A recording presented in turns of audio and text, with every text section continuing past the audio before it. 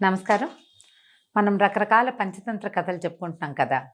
పంచతంత్రంలో కొన్ని వింతైన కథలు కూడా ఉంటాయండి. ఈ రోజుల్లో జరిగే కథల్ని ఎప్పుడో 8, 900 సంవత్సరాల క్రితం ఎట్లా రాశారా అనిపిస్తుంది. మళ్ళీ కొత్తగా ఉంటాయి. పూర్వమట ఒక ఊర్లో ఒక ధనవంతుడైన పెద్ద మనిషి ఉండేవారు. అయితే ఈయనకి ముందు భార్య గతించింది. చాలా కాలం పెళ్లి చేసుకోకుండా ఉండి కొంచెం లేటు వయసులోనే ఓ చిన్న పిల్లని పెళ్లి చేసుకున్నాడు. ఆ కాలం ఏంటంటే ఇప్పట్లాగా 30కి 50కి పెళ్ళిళ్ళు చేసుకునే వయసు కాదు ఆడవాళ్ళు. ఆడపిల్లలకి ఈ 8 నుంచి 16 లోపల పెళ్ళిళ్ళు చేసేసేవాళ్ళు. ఎంత పెద్దవాళ్ళకైనా ఈ 16 లోపల పిల్లని ఇవ్వాల్సిందే. ఈయన కోసం ఎవరైనా 35 ఏళ్ళు 34 ఏళ్ళు వివాహం కాకుండా ఉన్నవాళ్ళు అసలు కనపడేవాళ్లే కాదు. పైగా చిన్నపిల్లని తెచ్చుకుంటే చెప్పిన మాట వింటుందని అలాంటి భావాలు కూడా ఉండేవనుకుంటా. ఈయన ఏం చేశాడు, ఈ వృద్ధుడైన ఈ ధనవంతుడు సుమారుగా ఒక 16 సంవత్సరాల అమ్మాయిని చూసి పెళ్లి చేసుకున్నాడు, కాలిపొడుగు పిల్లని. ఆ పిల్లని కాపురానికి తీసుకొచ్చుకున్నాడు. వస్తే ఆ పిల్లకి ఈయన చూస్తే విసుగ్గా ఉండేది. ఆయనకి ఏమీ తెలీదు, పాతకాలపు మనిషి. పాతరకప్పు బట్టలు కట్టుకుంటాడు, చుట్టలు కాలుస్తాడు, పైగా డబ్బు జాగ్రత్త. విసుగ్గా ఉండేది. ఎక్కడికైనా కలిసి వెళ్తే ఆయన్ని వీళ్ళిద్దరిని భార్యాభర్తలు అనుకునేవాళ్ళు కాదు, తాత మనవరాలు అనుకునేవాళ్ళు. ఏదైతే అప్పుడప్పుడు ఏదైనా కాస్త మంచి బట్టలు కట్టుకుంటే తండ్రి కూతురు అనేవాళ్ళు. పిల్లకి చాలా అయిష్టంగా ఉండేది ఆయన మొహం చూస్తే. కాకపోతే ఆయన బోల్డంత డబ్బిచ్చాడు వాళ్ళ నాన్నకి. అందుకని తండ్రి ఏమో పిల్లనిచ్చి పెళ్లి చేసేసాడు. మొదట్లో బాగుండేది. వీళ్ళింట్లో చక్కగా మంచి ఆహారం లభించేది, మంచి మంచి చీరలు కట్టుకోవటానికి చక్కటి నగలు ఉండేవి. అన్ని నగలు పెట్టుకోవచ్చు, అన్ని చీరలు కట్టుకోవచ్చు మంచి మంచివి. చక్కగా బళ్ళల్లో కార్లల్లో ఎక్కడికైనా, అప్పుడు కార్లు కాదుగా వాహనాలు ఉండేవి వాళ్ళకి. మామూలు ఎడ్ల బండి ఉండేది, తర్వాత ఏమో గుర్రబండ్లు అవి ఉండేవి. ఎక్కడికైనా వెళ్తే చక్కగా పాలకి ఎక్కి కూడా వెళ్ళొచ్చు. ఎంతో బాగుండేది. కానీ క్రమంగా ఇవి కాదు కదా, మొదట కొద్ది రోజులే వాటి సరదా. ఆ తర్వాత ఈయన వృద్ధుడని ఈయనతో విసుగ్గా ఉందని తోస్తూ ఉండేది పిల్లకి. అయితే ఈ చుట్టుపక్కల ఇళ్లల్లో పనులు చేయడానికి కొంతమంది కుర్రాళ్ళు కనపడుతుండేవాళ్ళు. వాళ్ళల్లో ఓ కుర్రాడు ఓసారి వీళ్ళింటికి కూడా పనికొచ్చాడు. ఆ పనికి వచ్చిన కుర్రాడు ఈ అమ్మాయితో నవ్వుతూ పలకరించాడు, మాట్లాడాడు. పిల్ల చక్కగా 16-18 ఏళ్ల పిల్ల, అందంగా ఉంది, మంచి పోషణ జరుగుతోంది. ఈ ధనవంతుడింట్లో పనులు నున్నగా మెరుస్తూ బాగుంది.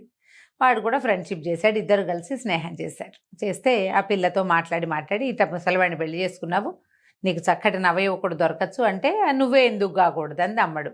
సరే బాగానే ఉంది. అమ్మ ఏమనుకున్నారు, మన ఇద్దరం కలిసి వెళ్ళిపోయి ఎక్కడికైనా పెళ్లి చేసుకుందాం అనుకున్నారు. కుర్రాడు ఒప్పుకున్నాడు.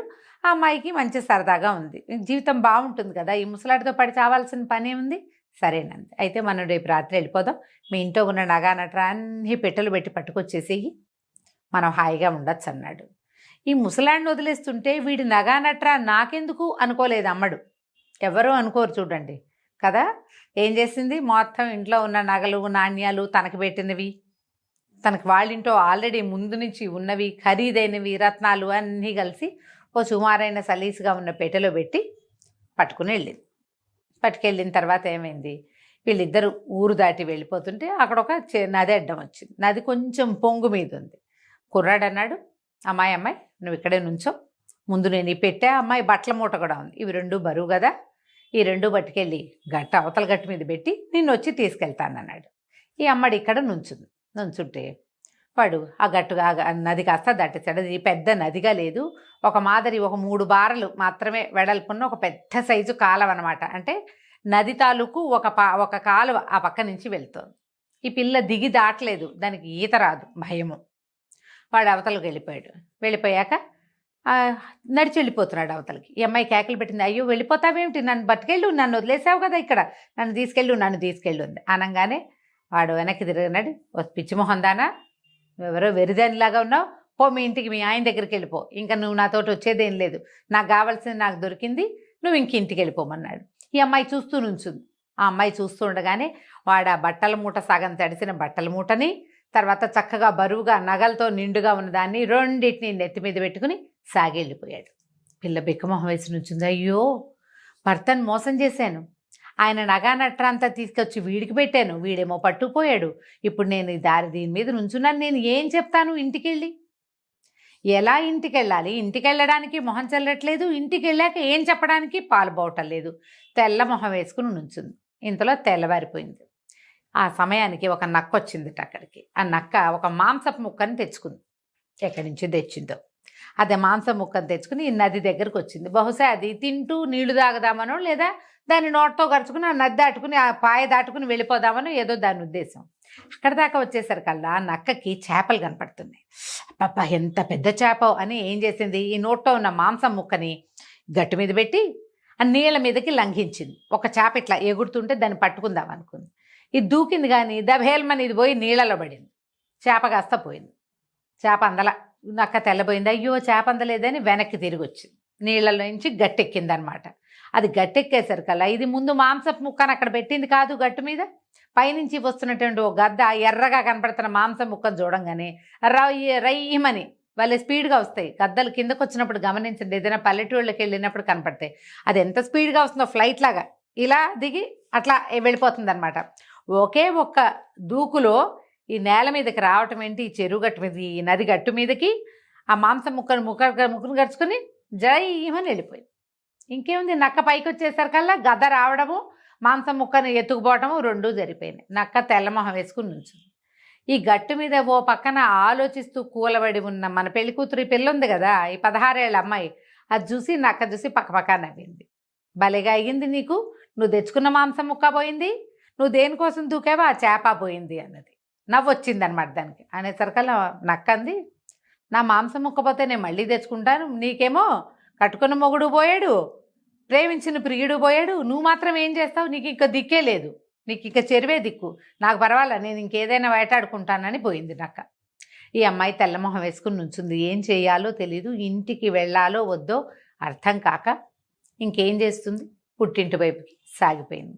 ఈ కథలో చూడండి మనకి ఎండ్ ఏమైంది, ఈ అమ్మాయి ఎట్లా ఎండ్ అయింది, భర్త ఏమన్నాడు, దొంగ పట్టుపడ్డా, ఇవన్నీ ప్రశ్నలు ఉంటాయండి. ఆ ప్రశ్నల్లోకి అసలు వెళ్ళొద్దు మనం. బేసిక్ థింగ్ చూడండి, మనకి ఎక్కడైనా ఏదైనా చాలా సమస్యగా ఉంటే ఆ సమస్య తీరటానికి మనం ఒక సమాధానానికి పట్టుకుని దాని దగ్గరికి వెళ్తాం. మన సమస్య తాత్కాలికంగా తీరిపోగానే అప్పుడు మనం కొత్త ఆలోచనలు చేస్తాం. ఈ అమ్మాయికి పుట్టింట్లో డబ్బులు లేవు, అస్సలు ఆస్తే లేదు, వాళ్ళకి తిండి తినడానికే లేదు. తిండి బట్ట సాగితే చాలని వాళ్ళ నాన్న ఈ అమ్మాయిని ధనవంతుడికిచ్చి పెళ్లి చేశాడు. తిండి బట్ట సాగినాయి, నగ నాణ్యం వచ్చినాయి, ధన కనక వస్తువాహనాలన్నీ అమరినాక ఆ అమ్మాయికి ఇంకొక ఐడియా వచ్చింది. ఇవి చాలని అనిపించిందా? లేదు. తాత్కాలికంగా ఇవే చాలని మొదట అనిపిస్తుంది మనకి, అందులోకి దిగుతాం. అవన్నీ లభించాక అవన్నీ చాలా సహజమైనవిగా రోజువారీ వాడుకుంటుంటే వాటి మీద ఇంకా ఆసక్తి ఉండదు. అమ్మో రేపొద్దున తిండి దొరకదేమో, ఆ భయాలు ఉండవు, రావు, అసలు అవో కూడా రాదు. ఈ కాస్త గడిచిపోయాక ఇది కానిది ఇంకొకటి, మనకి ఏది లభ్యం కాదో దాని మీద ఆసక్తితోటి మళ్ళీ మనం పరిగెడతాం. మొదటిది పరిగే, రెండోది పరిగే. ఈ పరుగు ఎక్కడ ఆగుతుంది, ఎక్కడ ఈ పరుగు ఆపాలి, ఇది కదా మనం ఆలోచించాల్సింది. ఏది లభిస్తుందని ఆ అమ్మాయి ఇల్లు వదిలిపెట్టి వచ్చిందో అది పోయింది, ఏది అలవాటైందో ఇది పోయింది, రెండు పోయినాయి కదా. ఏదైనా పని చేసేటప్పుడు ముందు వెనక ఆలోచించాలి. ఈ ఆలోచించి పని చేయమని చెప్పటానికే విష్ణు శర్మ గారు రాజకుమారులకి ఈ కథ చెప్పారు. ఏదైనా పెద్దది అడుగు వేసేటప్పుడు 10 సార్లు ఆలోచించండి, కనీసం ఇద్దరితోటి చర్చించండి. పూర్వాపరాలు ఆలోచించకుండా ఏ పని, ఏ డ్రాస్టిక్ స్టెప్ తీసుకోకూడదు. కథ కంచికి మనం ఇంటి రమ్మగారు చందమామ కథ ఏదైనా చెప్పుకుందామండి. పాత చందమామ కథల్లో జయ పూర్వమట ఒక మహిష్మతి నగరం అనుకుందాం. దానికి నాగాదిత్యుడు అని ఒక రాజుగారు ఉండేవాడు. రాజు చాలా సమర్థుడు, తెలివైన వాడు, మంచి గట్టివాడు. ఆయనకి రాజవతి దేవని భార్య, దేవాదిత్యుడని కుమారుడు. ఓకే. నాగాదిత్యుడికి దేవాదిత్యుడని కొడుకు. అయితే వీళ్ళకి ఆ మహిష్మతి నగరానికి చుట్టుపక్కల పెద్ద పెద్ద అడవులు ఉండేవి. ఈ రాజుకి చాలా మృగయ వినోదం ఎక్కువ, మృగయ వ్యసని. ఆయన వేటాడడం అంటే మంచి ఇష్టం. అయితే దీనికి ఏంటంటే ఒక పక్కగా డాకిని వనం అని ఒక వనం ఉందట. పేరే ఏదోగా ఉంది కదా. ఈ డాకిని వనంలో ఏవో తిరుగుతాయి విచిత్రాత్మలు, విచిత్ర ప్రాణులు ఉంటాయని ఆ పక్కకి ఎవ్వరూ వెళ్ళేవాళ్ళు కాదు.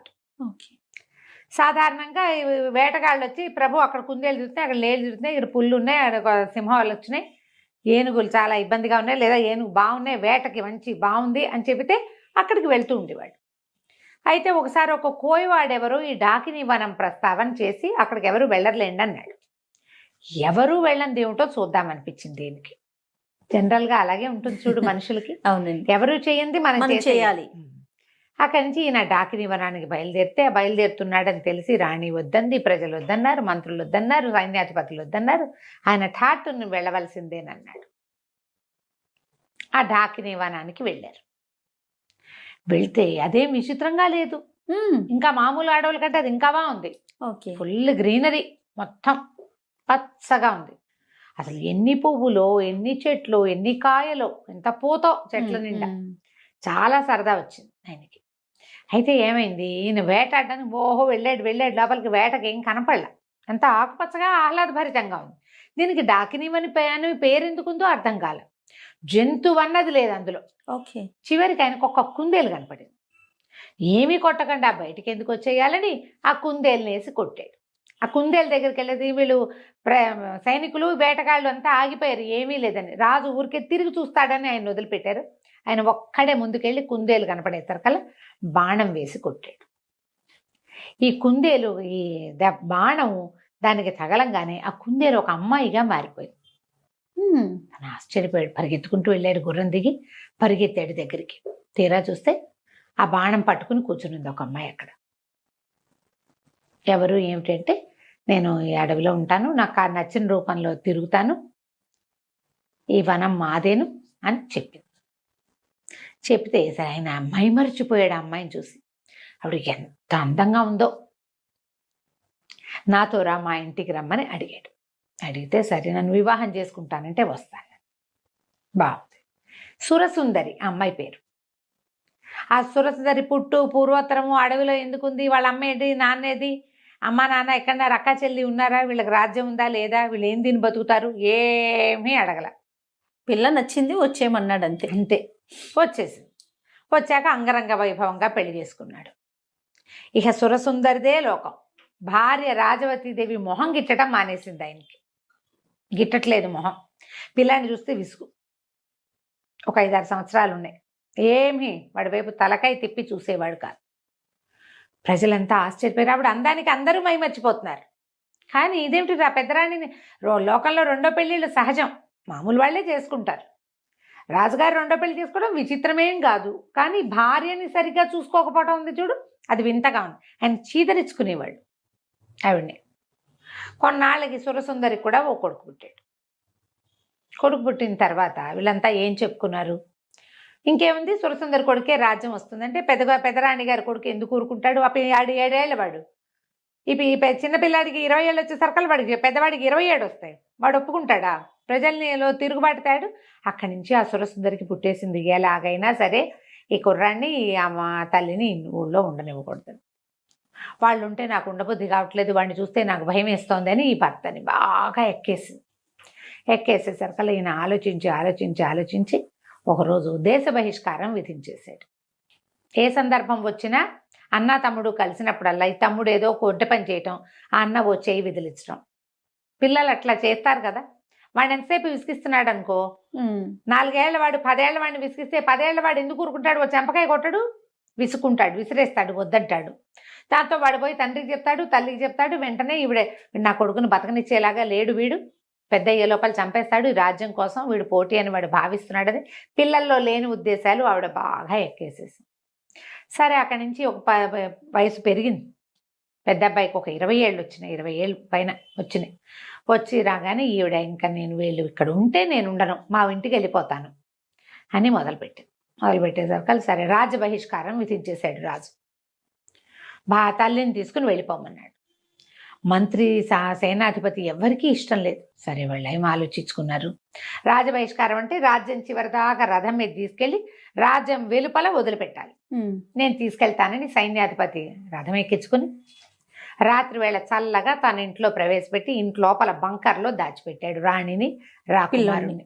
ఇక్కడే ఉంచుకున్నారు, ఎక్కడికి వెళ్ళొద్దు, చూద్దాం ముందు ఏం జరుగుతుందని. ఈ మంత్రి గారికి ఎలాగైనా ఈ సురసుందరిని అడ్డం తొలగించేసేయాలని ఉంది. ఈవిడ వల్లే ప్రాబ్లమ్స్. ఆయన ఎంతసేపు ఆవిడ చుట్టూతానే తిరుగుతాడు. ఆవిడ ఏం చెప్తే అదే, ఆవిడ ప్లానే తప్పిస్తే ఈవేళ ప్లానింగ్ లేదు, పడలేదు. ఎందుకు మంత్రి సైన్యాధిపతి అదే కదా. అయితే ఏం చేశాడు ఈయన, రహస్యంగా విషం పెట్టించాడు రాణిగారికి. ఆవిడ శుభ్రంగా విషం కలిపిన ఆహారం టకటకా తినేసింది, హాయిగా విహారం చేసి వెళ్ళి పడుకుంది. పొద్దున్న లేచి మళ్ళీ తయారైంది. అంటే విషం ఇమిడిపోతోంది. 2-3 సార్లు ట్రై చేశారు. 2-3 సార్లు విషాహారం ఏమీ అవటం లేదు అమ్మాయికి. అంటే ఇది విషం తిన్నా బతికుండగలిగే లక్షణం ఏదో ఉంది. సరే ఏం చేయాలో తెలీల. బాగా ఆలోచించారు. ముందు వెనక ఆడారు. అక్కడి నుంచి ఈ సైన్యాధిపతి అన్నాడు, పంపించేయటానికి లేదా చంపేయటానికి ఏం మార్గం దొరుకుతుందో చూద్దామని సైన్యాధిపతి ఏం చేశాడు, వీళ్ళకి ఇంతకు ముందు కొన్ని ఏళ్ల క్రితం మంత్రిగా ఉన్న ఒక ఆయన తపస్సు చేసుకోవటానికి వెళ్ళిపోయాడు. ఆయనకి కొన్ని దైవశక్తులు ఉండేవని చెప్పుకునేవాడు. అయితే తండ్రి గారి కాలంలో ఆయన రాజపాలనకి సహాయం చేసేవాడు. ఆయన ఎక్కడో తపస్సు చేసుకుంటున్నాడు. సరే నేను ఆయన్ని వెతుక్కుని వస్తాను, రాకుమారుడు మా ఇంట్లో సేఫ్గా ఉంటాడు, మీకేం భయం లేదు, చూస్తూ ఉండండి, ఈవిడ ఏం చేయొచ్చు. ఈవిడ ఇలా చిన్న కొడుకు పట్టాభిషేకానికి ప్రయత్నం చేయించడం మొదలుపెట్టింది. ఈ మన సైన్యాధిపతి ఆ గురువు గారిని వెతుక్కుంటూ ఇక వెళ్ళాడు ఎక్కడికో ఊరి పొలిమేరలు కూడా దాటిపోయి నగరం పొలిమేరలు దాటి బోల్డని కొండలు, అడవులు అవి ఉండే కదా, అడవులు కూడా దాటాక కొన్ని కొండలు ఉన్నాయి. ఆ గుహల్లో ఎక్కడైనా ఆయన ఉండొచ్చు అని చెప్పేసి అక్కడికి వెళ్ళేసరికి ఇతనికి ఆయన దొరికాడు, ఋషి. ఆయన ఎన్నేళ్ల నుంచో దాదాపుగా 30-40 సంవత్సరాల నుంచి ఆ కొండ గుహలో ఉండి తపస్సు చేసుకుంటున్నారు. ఈ సైన్యాధిపతి చిన్న పిల్లాడప్పుడు ఆయన వెళ్ళిపోయాడు. కనిపించేసరికల్లా నేను వెళ్ళి ఆయన పాదాలు పట్టుకుని, స్వామి మీరు సహాయం చేయాలి, మహిష్మతి నగరం మట్టిలో కలిసిపోయేలాగా ఉంది. ఎవరో ఒక స్త్రీని రాజు ఢాకినీ వనం నుంచి తెచ్చాడు. అప్పటి నుంచి కష్టాలు మొదలైనాయి. రాణిగారి మొహం చూడలేదు, మరి రాకుమారుడి మొహము చూడలేదు. దేశ బహిష్కారం విధించేశాడు. వాళ్ళని నేను దాచిపెట్టాను. రాణికి విషం పెట్టినా ఆవిడ చావడం లేదు. ఏం జరుగుతుందో మాకు అర్థం కావట్లేదు. నగరం విధ్వంసం అయిపోయేలాగా ఉంది. సరే అక్కడి నుంచి ఏం చేశారు, ఈయన బాగా జ్ఞాన దృష్టితోటి ఆలోచించి ఏం చెప్పాడంటే, ఆమె నిజంగా ఢాకిని రాజుని వశం చేసుకుంది మంత్రశక్తితోటి. ఆయనకి భార్య కొడుకు అక్కర్లా, మీరు ఎవరేం చెప్పినా విండు, ఆవిడేం చెప్పినా వింటాడు. అదే జరుగుతోంది. ఈ అమ్మాయి ఏ ఢాకిని వనంలో అయితే ఈ అమ్మాయి ఇచ్చిందో ఆ ఢాకిని వనంలో ఒక పెద్ద చెట్టు ఉంది. 12 ఊడలున్న మర్రి చెట్టు. చాలా చెట్లు ఉన్నాయి అక్కడ. 12 ఊడలున్న మర్రి చెట్టుకు వెళ్ళాలి. ఆ మర్రి చెట్టు తొర్రలో ఒక వెండి దబ్బన ఉంటుంది. ఆ దబ్బనమే ఆ అమ్మాయిని చంపగలిగే శక్తి ఉన్నది. ఢాకిని చంపగలిగేదాన్ని వాళ్ళు ఆ వనంలో దాచిపెట్టి ఢాకిన్లందరూ దాన్ని కాపలా కాసుకుంటున్నారు. ఇన్నేళ్ల నుంచి ఎవ్వరూ ఆ వనంలో ప్రవేశించాల. రాజు అందులోకి వెళ్ళాడు, ఆమెకు వశమైపోయాడు. ఆ దబ్బనం తెచ్చి కాలు మీద పాదం మీద పొడిస్తే చస్తుంది. అది ఎట్లా చేయాలి, ఎవరు చేయాలి. అక్కడి నుంచి ఇతను అన్నాడు, సరే ప్రయత్నం చేస్తా అని చెప్పి అక్కడి నుంచి బయటకు వచ్చాడు. వచ్చి ఇప్పుడు ఢాకిని వనం వెళ్ళాలంటే మొత్తం ఈ నడిచిందంతా మళ్ళీ వెనక్కి వెళ్ళాలా. అందులోకి వెళ్తే అక్కడ ఏం ప్రాబ్లమ్స్ వస్తాయో తెలియదు. సరే వెనక్కి వచ్చి మంత్రి గారికి ఈ విషయం చెప్పి సైన్యాధిపతి స్వయంగా ఢాకిని వనానికి వెళ్ళాడు. పగటిపూట వెళ్ళాడు. అది అమావాస్య కాకూడదు, మంగళవారం కాకూడదు, ఇట్లా మంచి రోజులు చూసుకుని. అవన్నీ కొత్త సమస్యలు వస్తాయి. మంగళవారం కాకుండా అమావాస్య కాకుండా చూసుకుని వెళ్ళాడు. వెళ్ళి ఆ 12 బోలెడన్ని మర్రి చెట్లు వెతికి చివరికి ఆ 12 ఊడలున్న మర్రి చెట్టు తొర్రలో చేయి పెడితే ఇంత పొడుగు దప్పన దొరికింది, ఇంత వెండిది. అది పట్టుకొచ్చాక సరే ఇంటికి వచ్చేసాడు. ఈ లోపల ఏమైంది, ఈవిడ తనకు విషం పెడుతున్నారు అది కానీ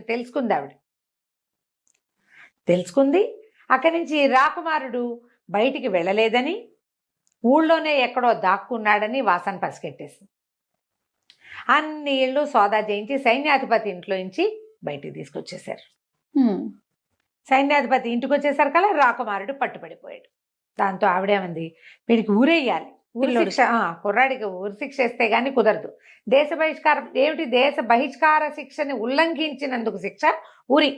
బాగుంది. దేశ బహిష్కారం వెళ్ళిపోయి ఉంటే ఏం బాగుండేది, వెళ్ళలా, ఊళ్ళోనే ఉన్నాడు. రాజుగారు వేసిన శిక్షని ఉల్లంఘించాడు కదా, ఉల్లంఘించిన వాడికి శిక్ష ఏమిటి, ఊరి. సరే ఇంకేం చేస్తారు, సైన్యాధిపతి రావాలన్నారు. సైన్యాధిపతి వచ్చాడు.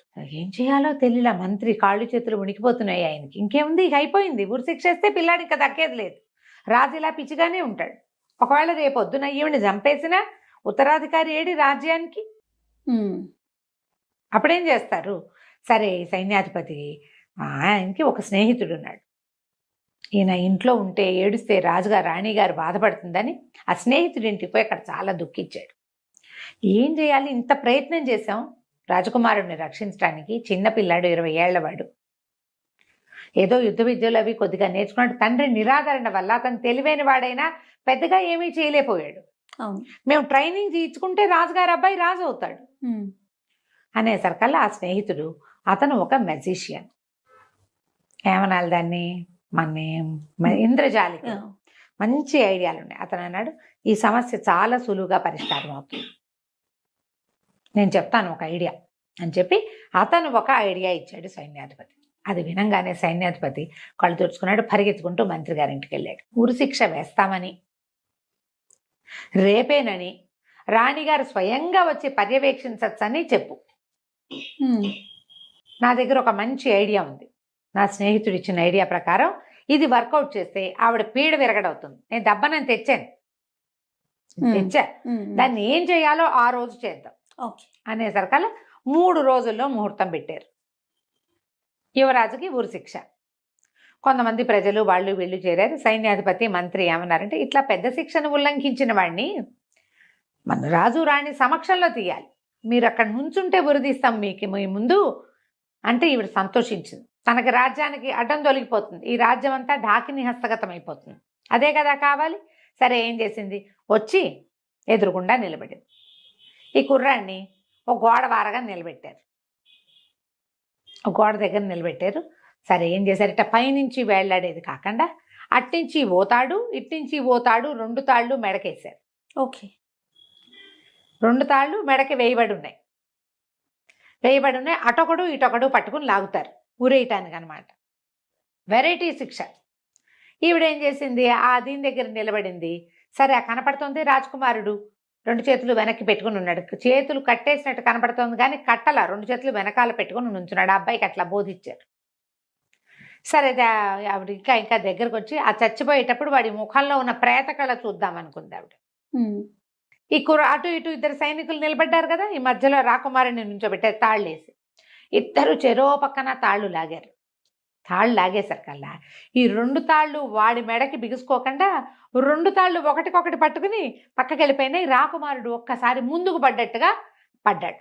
ఈ పడ్డం ఎట్లా పడ్డాడు, ఆవిడ నుంచునుంది కదా చిన్నరాణి ఎదురుగుండా, ఆమె ముందు సాష్టాంగ పడినట్టు పడ్డాడు. పడంగానే ఈ బొడ్లో నుంచి ఆ దెబ్బనని తీసి ఆమె పాదం మీద గుచ్చేసాడు. అబ్బా, ఆ తాళ్ళు వాళ్ళు వేసిన హుక్ ముడి అట్లా వేశారు. ఆ మెజిషియన్ చెప్పిన ట్రిక్ అది.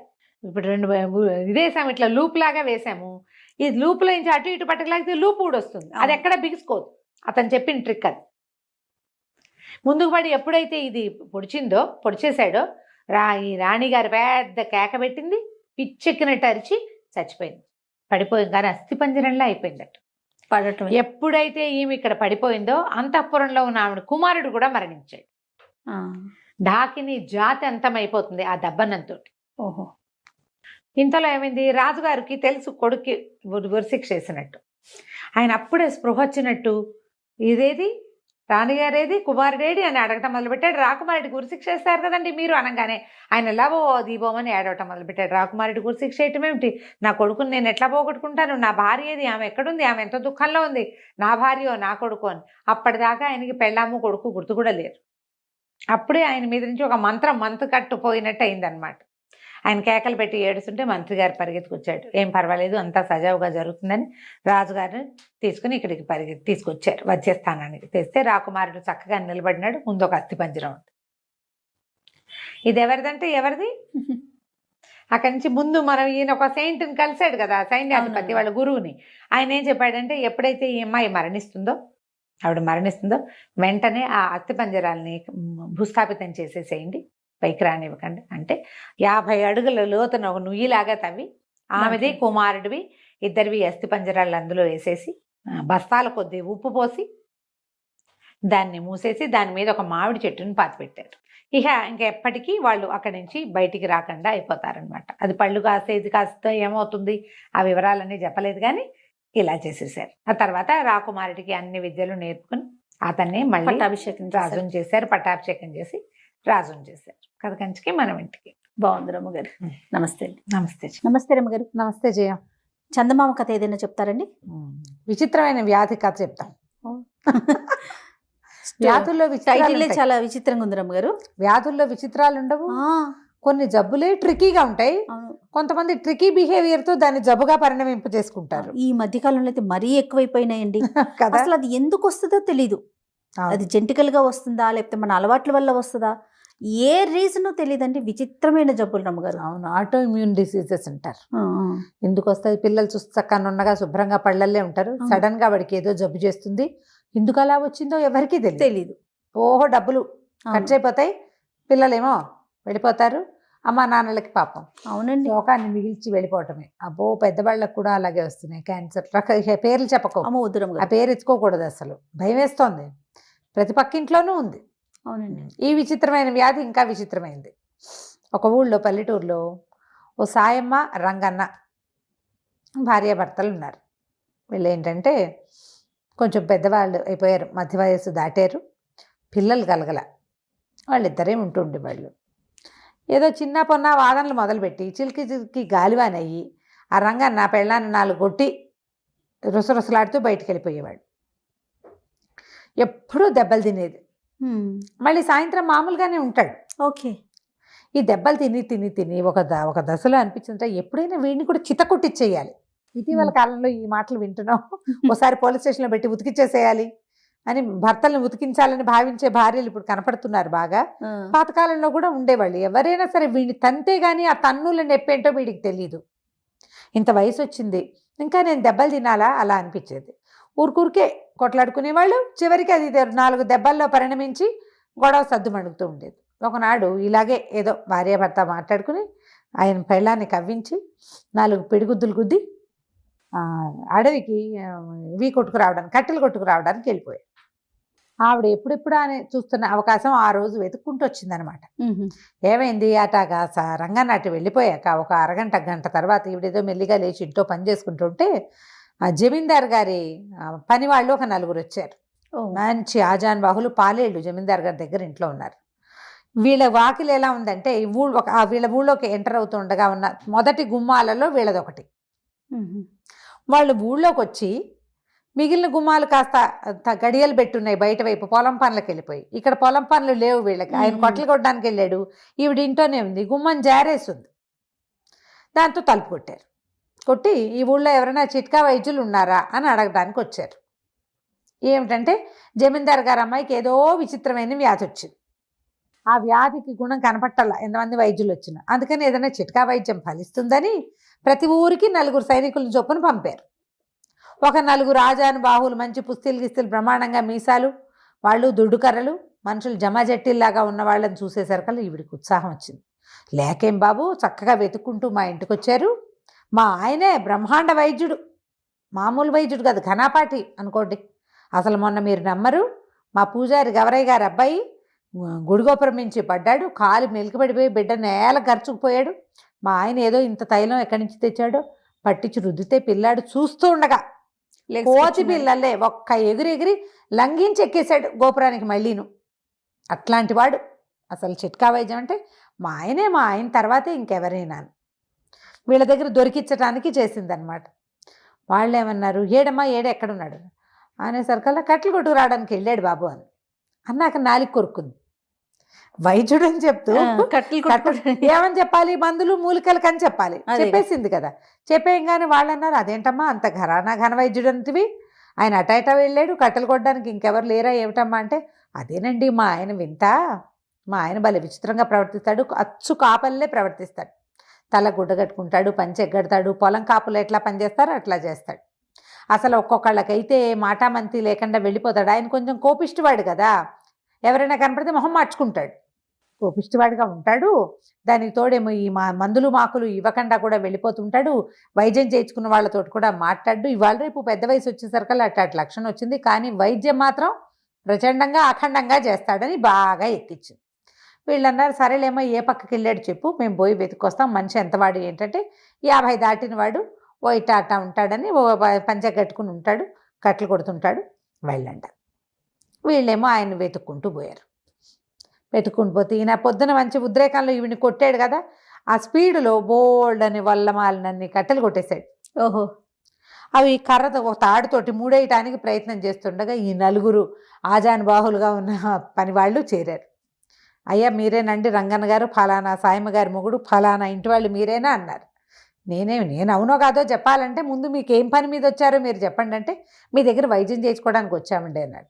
వైద్యుడిని అయితే నేను కాదు, సాయమ్మ మొగుడిని అయితే నేనేనన్నాడు. అనేసరికల్లా ఆవిడ ముందే ఇచ్చిందిగా హింటు, నేను వైద్యుడిని కానంటాడని. వైద్యం చేయనంటాడు కానీ చేస్తాడు అని. బాబు అట్లా కాదండి, జమీందార్ గారు అమ్మాయికి చాలా జబ్బు చేసింది, మీరు వచ్చి మీ చిట్కా వైద్యంతో పిల్లని రక్షించాలి, జమీందార్ గారు చాలా కష్టపడుతున్నాడు, బోళ్ళంత డబ్బిస్తారు, ఎంతమందో వైద్యులను చూసాం, పిల్లకి గుణం కనపడలేదు అనేసరికల్లా ఈయన ఏమనుకున్నాడు, సరే ఫోన్లే అదేంటో వెళ్ళి చూసొస్తే సరిపోతుంది కదా, ఏమైతే అదైందని మరి మోపు ఎత్తుకోండి అంటే వాళ్ళు నలుగురు చిన్న చిన్న మోపులు చేసి తలా ఒక మోపు ఎత్తుకొచ్చారు. 4 మోపులు ఇంటి దగ్గర పారేసి ఆ నలుగురు పెద్ద మనుషులతో కలిసి ఈ సాయి రంగన్న గారు పోయాడు. వెళ్ళేసరికల్లా జమీందార్ గారు చేతులు నలుపుకుంటూ తిరుగుతున్నాడు అటు ఇటు. మా పిల్లకి అస్సలు బాగలేదు, మాట పడిపోయింది ఉన్నట్టుంది. ఎంత వైద్యం చేసినా మాటే రాలా, పిల్లకి మిడిగుడ్లు పడ్డాయి, అట్లా చూస్తూ ఉంటుంది, నోటి నుంచి మాట రావట్లేదు, మీరే ఏదైనా చెయ్యాలన్నాడు. ఈయన ఏం చేశాడు, కాస్త ఆలోచించి శరీర తాలూకు నిర్మాణము, ఆ జబ్బులు, వాటిని గురించి ఒక స్పీచ్ ఇచ్చాడు గంభీరంగా ఇస్తే ఈయన ఆశ్చర్యపోయాడు. చూస్తే మనిషి బాగున్నాడు, 50 ఏళ్ళు దాటాడంటే ఏదో పిచ్చి వేషాలు వేయడు, మంచివాడే అయి ఉంటాడు.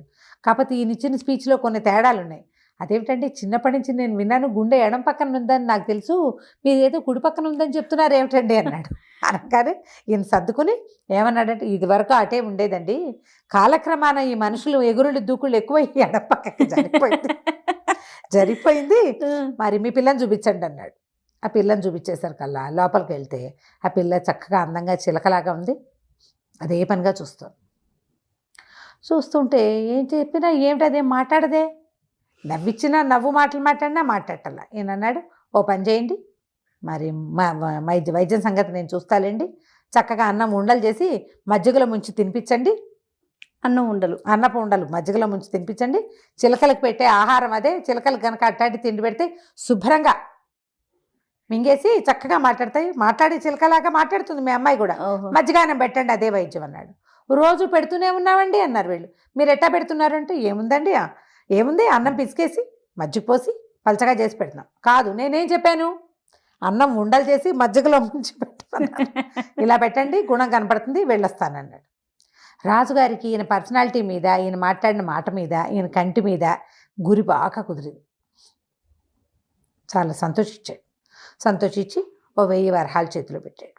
మీరు చెప్పినట్టే చేస్తాం, కాస్త అప్పుడప్పుడు వచ్చి అమ్మాయిని చూస్తూ ఉండండి గుణం కనపడేదాకా. ఈయన ఇంటికి వెళ్ళి పెళ్ళాన్ని చెప్పాడు, ఏమే వాళ్ళు ధనం ఇస్తామన్నారు, ఏవో 1000 వరహాలు ఇచ్చారు, ఇంకా ఇస్తారట అంటే ఆశ్చర్యపోయింది. ఇదేం వైద్యం, నువ్వేం చెప్పావు అంటే, ఏదో చెప్పానన్నాడు. మందేం వేసొచ్చా, మందేం వేయలా, మజ్జిగ అన్నం ఉండలు చేసి మజ్జిగలో ముంచి పెట్టమన్నానంటే నవ్వుకున్నారు ఇద్దరు. ఇంతలో ఏమిదో కుర్రాడు వచ్చి మీరేనా డాక్టర్, మా జమీందార్ గారికి వెళ్ళిన డాక్టరు అన్నాడు.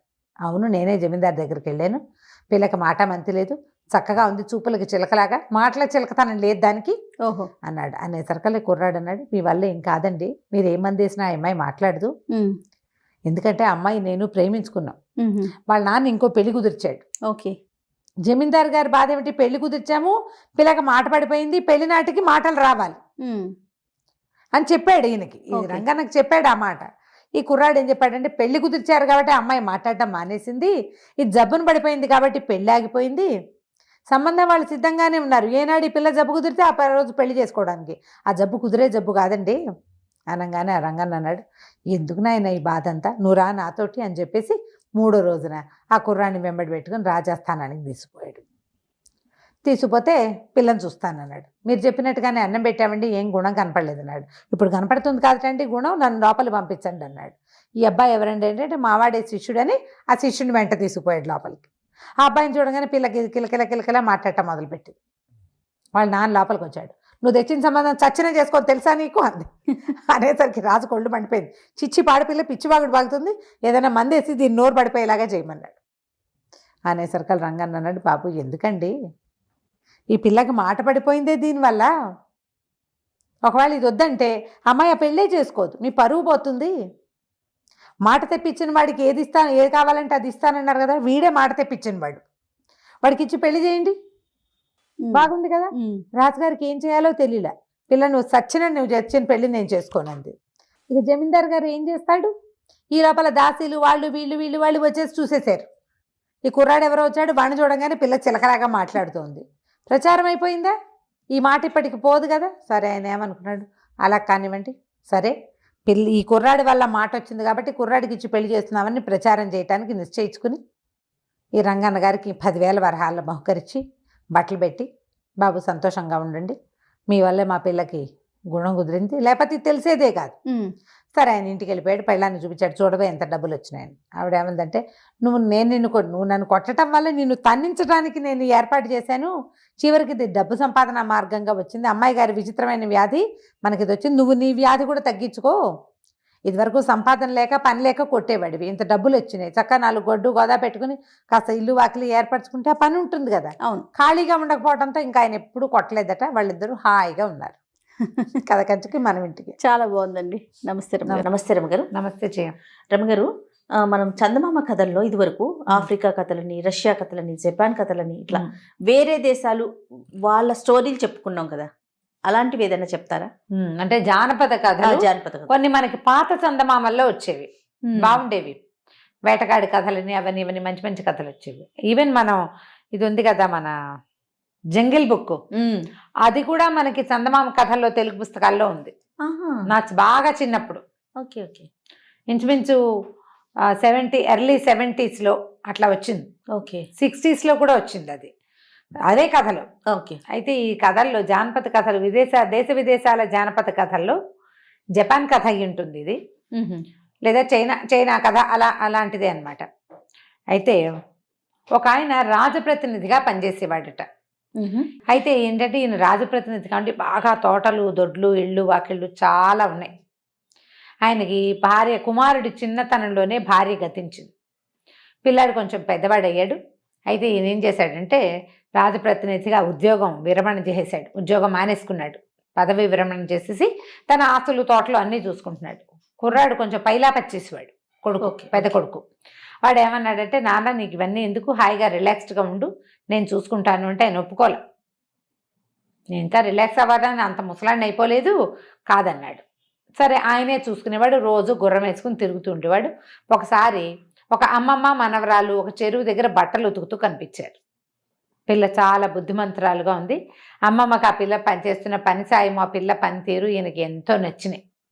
భార్య లేదు కదా, అందుకని ఈయన ఏం చేశాడు, ఆ ముసలమ్మతో ఏం మాట్లాడాడంటే, నీ మనవరాలను నాకు ఇచ్చి పెళ్లి చెయ్యి, మరి నా ఆస్తిలో కొంత భాగం అమ్మాయికి ఇస్తాను, తర్వాత నువ్వు కూడా మాతో పాటే ఉండొచ్చు, నువ్వు ఇలా కష్టపడుతూ పిల్లల్ని పెంచుకోవాల్సిన పని లేదు అని ఒక 18 ఏళ్ళ అమ్మాయి అడిగేసరికల్లా వాళ్ళు కూడా ఏమనుకున్నారంటే, వాళ్ళ దగ్గర రూపాయి లేదు, కూతురును అల్లుడు చనిపోతే పిల్లని అమ్మమ్మ పెంచుకుంటుంది, ఏదో కష్టపడి ఎలాగో బతుకుతున్నారు. రాజప్రతినిధి ఇంత ఆస్తిపరుడు పెళ్లి చేసుకుంటారంటే రెండో పెళ్లి అయితే మాత్రం ఏమైంది అని చెప్పేసి పిల్లనిచ్చి పెళ్లి చేసింది. ఆ ముసలమ్మ కూడా వచ్చి వీళ్ళతో పాటే ఉండేది. ఈయన రాజప్రతినిధి పెద్ద కొడుకు ఆ మాట అసలు నచ్చల, చాలా కోపం వచ్చింది. ఇంత చిన్న అమ్మాయిని పెళ్లి చేసుకోవటం ఏమిటి, అతనికి కూడా పెళ్ళయింది. ఇంచుమించు కొడుకు పెళ్ళి నాన్న పెళ్ళి దగ్గరగానే అయినాయి. కాలక్రమంలో నాన్నకో కొడుకు పుట్టాడు, కొడుకో కొడుకు పుట్టాడు. పెళ్లి చేసుకున్నాడు కదా మరి అమ్మాయిని. సరే అయితే విసుగ్గా ఉండేది, కొడుక్కి నచ్చేది కాదు. ఈ సవితల్లి మీద రకరకాల మాటలు అనేవాడు.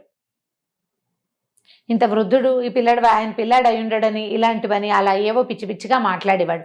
ఆస్తి కోసమే చేసుకుందని చుట్టాల దగ్గర పక్కాల దగ్గర అనేవాడు. కానీ ఆ అమ్మాయి ఏమి తిరగబడి అనేది కాదు, ఆయన ఊరుకునేవాడు కొడుకుని. సరే తర్వాత పిల్లాడిని స్కూల్లో చేర్చారు. 4 ఏళ్ళు 5 ఏళ్ళు వచ్చాక అన్నయ్య కొడుకు కూడా అదే స్కూలు. ఇద్దరిని ఒక స్కూల్లో వేస్తే వాళ్ళిద్దరూ స్నేహంగా ఉంటున్నారంటే పెద్ద అబ్బాయికి నచ్చల. తన కొడుకుని తీసి వేరే బడిలో పడేశాడు. ఈ పిల్లాడు స్కూల్కి వెళ్తూ ఉండేవాడు. సడన్గా ఈయనకి అనారోగ్యం వచ్చేసింది రాజప్రతినిధికి.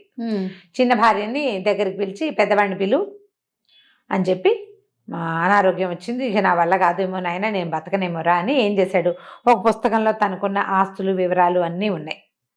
ఆ పుస్తకం పిల్లవాడి చేతిలో పెట్టాడు, కొడుకు చేతిలో పెట్టి, సరే నీ చిన్న తల్లిని నా చిన్న భార్యని పిల్లాడిని జాగ్రత్తగా చూసుకో, పిల్లవాడు పెద్ద అయ్యేదాకా నువ్వే కాపాడు, పెద్ద అయ్యాక 10 ఎకరాల పొలము తూర్పున ఉన్న ఇల్లు వాడికి ఇవ్వు, నా చిన్న భార్య ఒకవేళ వివాహం చేసుకుంటానంటే ఆమెను వదిలేసి, రెండో వివాహాలు అక్కడ ఉన్నాయి ఆ ఊళ్ళల్లో, అదే ఒకవేళ ఆమె కుమారుతోటే పాటే పిల్లాడితో పాటే ఉంటానంటే ఆవిడని కూడా జాగ్రత్తగా చూసుకో. ఆ బుక్లో తన ఆస్తుల వివరాలన్నీ ఉన్నాయి, చిన్న నోట్బుక్. ఆ పుస్తకం ఎత్తి పెద్ద కొడుకు చేతిలో పెట్టాడు. పెట్టేసరికల్లా అతను వెళ్ళిపోగానే, సరే నాన్న దాందేముంది, నువ్వు అలాంటివేం బాధపడకు, తమ్ముడు మాత్రం నావాడు కదా, పిన్నిని నేను జాగ్రత్తగానే చూసుకుంటాను అని మాటిచ్చాడు. పుస్తకం పుచ్చుకుని వెళ్ళిపోయాడు.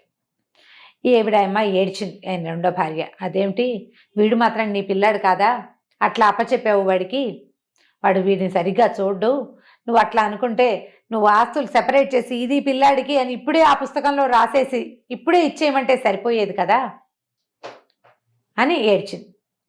అనేసరికి ఆయన అన్నాడు, కాదమ్మా నీకు తెలీదు, నేను ఈ పిల్లాడికి ఈ ఆస్తి అని నేను ఇప్పుడే గనక పెట్టేశానా, వాడు దుర్మార్గుడు పెద్దవాడు, పిల్లాడిని చంపేస్తే అదంతా వాడికే వెళ్ళిపోతుంది, ఆ దేశపు రూల్ ప్రకారం తమ్ముడు మరణిస్తే అన్నయ్యదే ఆస్తి, నువ్వు చిన్నపిల్లవే, నీకు రక్షణ కావాలి, పిల్లాడికి రక్షణ కావాలి, పెద్ద అయ్యే వరకు నువ్వేమీ ఇవ్వక్కర్లేదు అని చెప్పాను కాబట్టి పెద్ద అయ్యే వరకు నిన్ను వాడిని బతకనిస్తాడు వీడు కనీసం, పెద్ద అయ్యాక అప్పటి సంగతి అప్పుడు చూసుకోవచ్చు అని ఒక చుట్టలాగా చుట్టిన తన చిత్తరు, తన ఫోటో ఒకటి పేపర్ మీద బొమ్మేసి అతను వేయబడిన బొమ్మని ఇట్లా చుట్టలాగా చుట్టుందనమాట.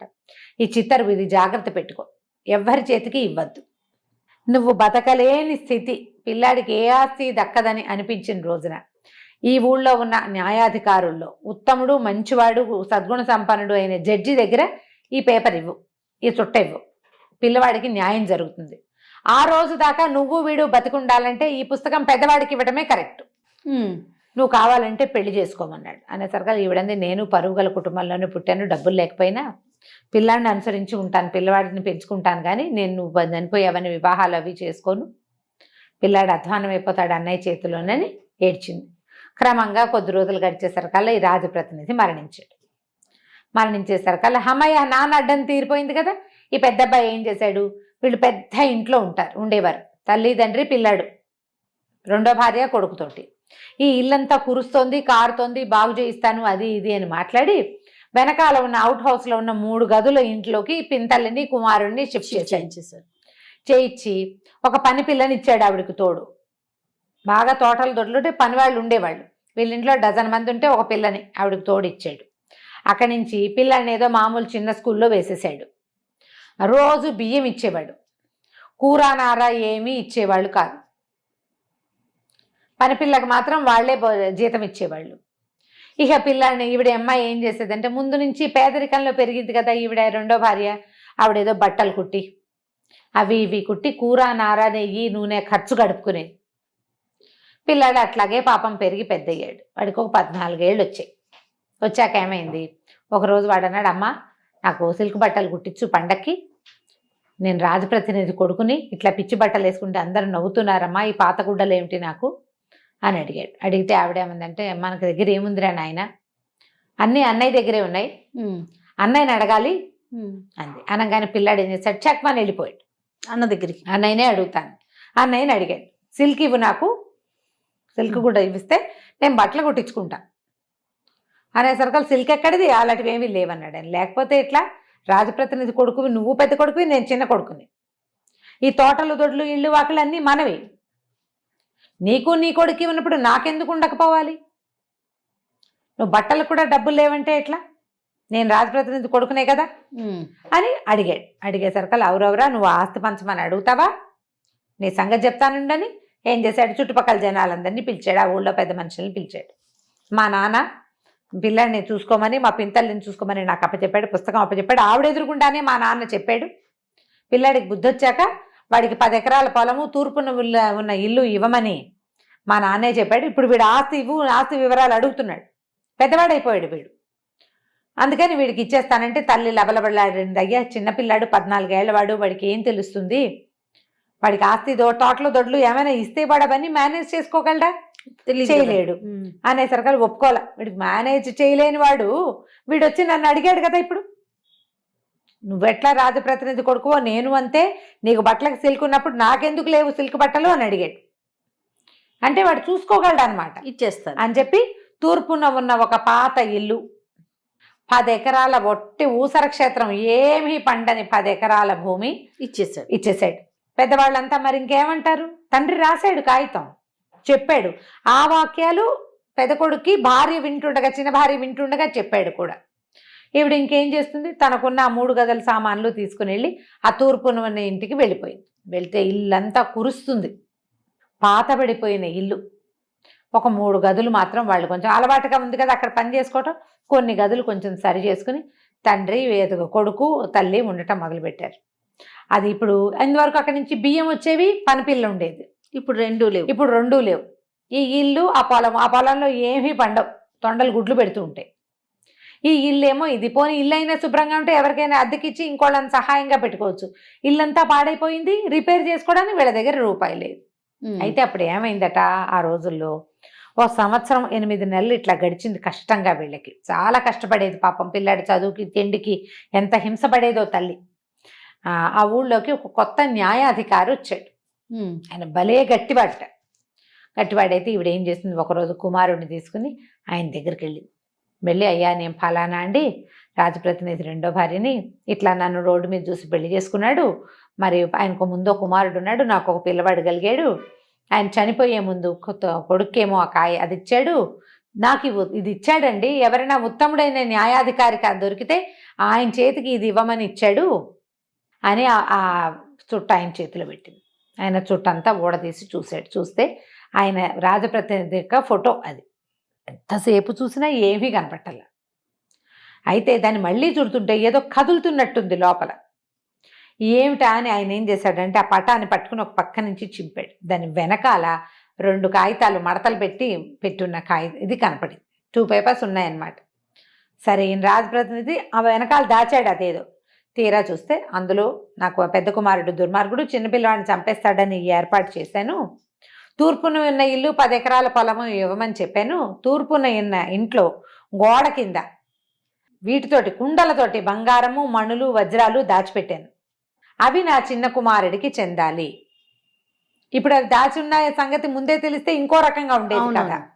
అక్కడి నుంచి సరే ఈయన ఏం చేశాడు, మర్నాడు 2-3 రోజుల్లో ఈ పిల్లవాడి ఆస్తి మీ అత్తగారు వీళ్ళమ్మ రెండో తల్లి మారుటి తల్లి ఇతని మీద అభియోగం తెచ్చింది. ఆస్తి సరిగ్గా పంచలేదు, 2 కుమారులు అయితే చెరుసగం రావాలి, తూర్పునున్న ఇల్లు పొలము మాత్రమే ఇచ్చాడు అని ఆవిడ అభియోగం తెచ్చింది. మాట్లాడడానికి వస్తున్నానని పెద్ద కొడుక్కి కబురు చేశాడు. ఆయన చేస్తే అతను ఏం చేశాడు, ఊళ్ళో అందరికీ మీ అందరి ముందే మా నాన్న చెప్పిన మాటలే చెప్పే కదా, ఆస్తంతా మీరు చూశారు కదా, మీరు కూడా రండి అని చుట్టాలని పక్కాలని అందరినీ ఊళ్ళో ఉన్న పెద్ద మనుషుల్ని పోగు చేశాడు. సరే ఈ రెండో భార్య కుమారుడు వాకిట్లోనే నుంచునున్నాడు. న్యాయాధికారి వచ్చాడు లోపలికి. వస్తూ ఆయన మంచి గంభీరంగా ఉన్నాడు. రాగానే ఏమన్నాడంటే ఇంకో కుర్చీ వేయండి వీరికి కూడా అన్నాడు. వీళ్ళేమనుకున్నారు, ఆ తల్లికి పిల్లాడికి వేయమంటున్నాడేమో అనుకున్నారు. ఓ కుర్చీ వేస్తే కూర్చోండి అని ఎవరినో కూర్చోబెడుతున్నాడు. తర్వాత ఆ కుర్చీలో కూర్చున్న వ్యక్తితోటి మాట్లాడుతుంటే చుట్టుపక్కల ఉన్నవాడితో ఏమిటి ఈయన ఎవరితో మాట్లాడుతున్నాడు, ఎవరినైనా ఆత్మని ఈయన చూస్తున్నాడేమో అని బెదిరిపోయారు జనం అంతా. అలాగా మీ పెద్దబ్బాయి అదే, మీ చిన్నబ్బాయి ఇదా, మీ భార్య ఫలానా వంశానికి చెందిందా అని ఇట్లా మాట్లాడుతున్నాడు. అలాగే తప్పకుండా మీ అబ్బాయిని అడుగుతాను, అతను సరే అంటే సరే, కాదంటే అతను చేసిందే లెక్క, మీరు చెప్పినట్టే తప్పకుండా చేస్తాను అని నమస్కారం అన్నాడు. అన్నాక ఈ పెద్ద అబ్బాయి అడిగాడు, ఎవరితోటి మాట్లాడతారంటే మీ నాన్నగారట. మా నాన్న ఎక్కడున్నాడండి అన్నాడు. మా నాన్న ఎక్కడున్నాడు, అదేమిటి కుర్చీలో కూర్చున్నాడు కదా, ఎత్తుగా మనిషి, చప్పి దవడలు, పెద్ద పెద్ద కళ్ళు, ముంగమీసాలు, రాజప్రతినిధి వేసుకునే బట్టలు వేసుకున్నాడు అనేసరికి ఆయన అలాగే ఉండేవాడు.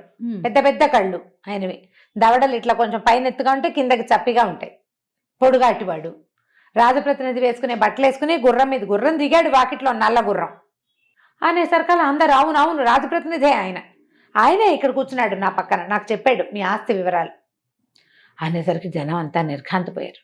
ఏం చెప్పారు, మా నాన్న చెప్పిందే చేస్తాను అన్నాడు పెద్ద కొడుకు. మా నాన్నే చెప్పాడు కాబట్టి ఇప్పుడు మిగిలిన ఆస్తిలో మా తమ్ముడికి ఏం లేదు ఆయన చెప్పినట్టుగా చేశాను. సరే అయితే దీనికి ఖరారైనా అన్నాడు ఆయన. 100% ఆ పొలం వాడిదే, ఆ ఇల్లు ఇల్లు వాడిదే, వాడిదే. నేను అందులో నుంచి ఏమీ ఆశించను, వాళ్ళకే ఇచ్చేస్తాను అన్నాడు. సరే అయితే అని, అయ్యా అందరూ వినండి, ఇప్పుడే ఇక్కడ కూర్చుని వెళ్ళినటువంటి రాజప్రతినిధి గారు చెప్పాడు, ఆ తూర్పున ఉన్న ఇంట్లో గోడ కింద ఒక కుండలో బంగారు నాణేలు, ఒక కుండలో వజ్రాలు, ఒక కుండలో వైఢూర్యాలు, ఇట్లా 8 కుండలతోటి బంగారము వజ్రాలు దాచిపెట్టాడు.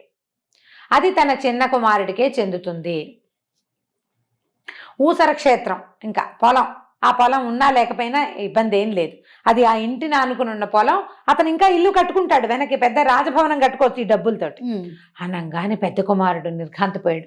తమ్ముడు నేను చెరిసగం అని పంచుకుని ఉంటే ఆ కుండల్లో ఉన్న ఈ కోట్ల రూపాయలంతా సగం సగం 4 వచ్చేవి. కుండలు ఇటు వచ్చేవి. 4 కుండలు గ్యారంటీగా వచ్చేవి కదా. మిగిలిన ఆస్తి దాంట్లో 10వ వంతు కూడా రాదు. కుమిలిపోయాడు, ఏం చెయ్యాలో తెలియక అందరి ముందు ఒప్పుకున్నాడు. ఇక ఏం చేస్తాడు, నోరు గట్టిగా మూసుకుని ఊరుకున్నాడు. ఈయన బయటికి వెళ్తూ, అమ్మా నీ భర్త ఆ చిత్తరువు ఎందుకు పంపించాడంటే ఆ ముఖం నేను, ఆయన ఎట్లా చెప్పాడు ఆ గుర్తులు ఆయనకు తెలియదు రాజప్రతినిధి ఎవరో, కేవలం ఆ ఫోటోలో ఉన్న వ్యక్తి, నల్లటి గుర్రవెక్కి కూర్చున్నటువంటి ఆ వ్యక్తి ఫోటో చూసి ఆయన్ని వర్ణించాడు ఇక్కడ, అంతే. ఆయన రాలా పెట్ల, జస్ట్ వీళ్ళని అట్లా మభ్యపెట్టాడు అనమాట. ఇప్పుడు రేపొద్దున కనుక ఆ కుర్రాడికి అక్కడ వజ్రాలు వైఢూర్యాలు దొరికితే ఇది మా నాన్న ఆస్తి, నాకు సగం కావాలని వాడు అన్నయ్య.